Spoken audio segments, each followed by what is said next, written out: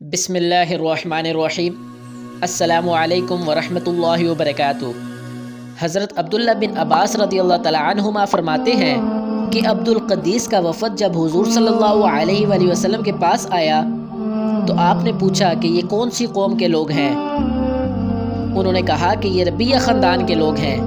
آپ صلی اللہ علیہ وآلہ وسلم نے فرمایا، مرحبا اس قوم کو یا اس وفد کو، نہ ذلیل ہونے والے نہ شرمندہ ہونے والے، یعنی ان کا آنا بہت خوب ہے۔ وہ کہنے لگے، اے اللہ کے رسول، ہم آپ کی خدمت میں صرف ان حرمت والے مہینوں میں آ سکتے ہیں، کیونکہ ہمارے اور آپ کے درمیان مضر کے کافروں کا قبیلہ آباد ہے۔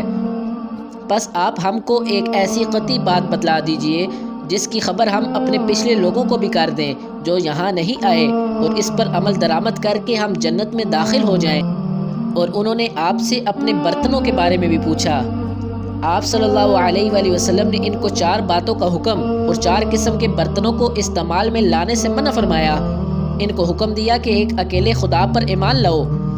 پھر آپ صلی اللہ علیہ وآلہ وسلم نے پوچھا کہ جانتے ہو ایک اکیلے اللہ پر ایمان لانے کا مطلب کیا ہے؟ انہوں نے کہا کہ اللہ اور اس کے رسول ہی کو معلوم ہے۔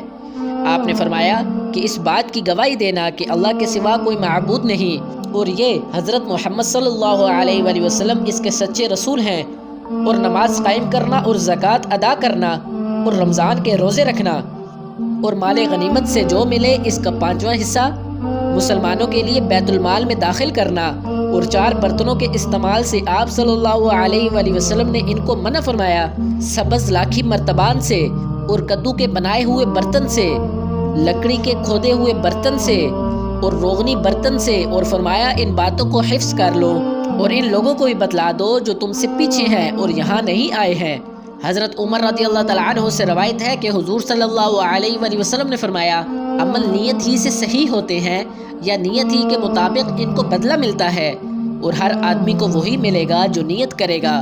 بس جو کوئی اللہ اور اس کے رسول کی رضا کے لیے ہجرت کرے، اس کی ہجرت اللہ اور اس کے رسول کی طرف ہوگی، اور جو کوئی دنیا کمانے کے لیے یا کسی عورت سے شادی کرنے کے لیے ہجرت کرے گا تو اس کی ہجرت انہی کاموں کے لیے ہوگی۔ حضرت عبداللہ بن مسعود رضی اللہ تعالیٰ عنہ نے نقل کیا کہ حضور صلی اللہ علیہ وآلہ وسلم نے فرمایا، جب آدمی ثواب کی نیت سے اپنے اہل و عیال پر خرچ کرے تو وہ بھی اس کے لیے صدقہ ہے۔ حضرت جریر بن عبداللہ رضی اللہ تعالیٰ عنہ سے روایت ہے، انہوں نے کہا کہ حضور صلی اللہ علیہ وآلہ وسلم سے میں نے نماز قائم کرنے اور زکوٰۃ ادا کرنے اور ہر مسلمان کی خیر خواہی کرنے پر بیعت کی۔ حضرت جریر بن عبداللہ رضی اللہ تعالیٰ عنہ سے روایت ہے کہ میں نے حضور صلی اللہ علیہ وآلہ وسلم کے پاس آیا اور میں نے عرض کیا، آپ سے اسلام پر بیعت کرتا ہوں۔ آپ نے مجھ سے ہر مسلمان کی خیر خواہی کے لیے شرط کی، بس میں نے اس شرط پر آپ سے بیعت کر لی۔ پیارے دوستوں، اگر آپ حدیث شریف سننا چاہتے ہیں تو میرے چینل کو ضرور سبسکرائب کریں۔ اللہ تعالیٰ آپ کو اپنے حفظ و امان میں رکھے۔ ملتے ہیں نیکسٹ ویڈیو میں، تب تک کے لیے اللہ حافظ۔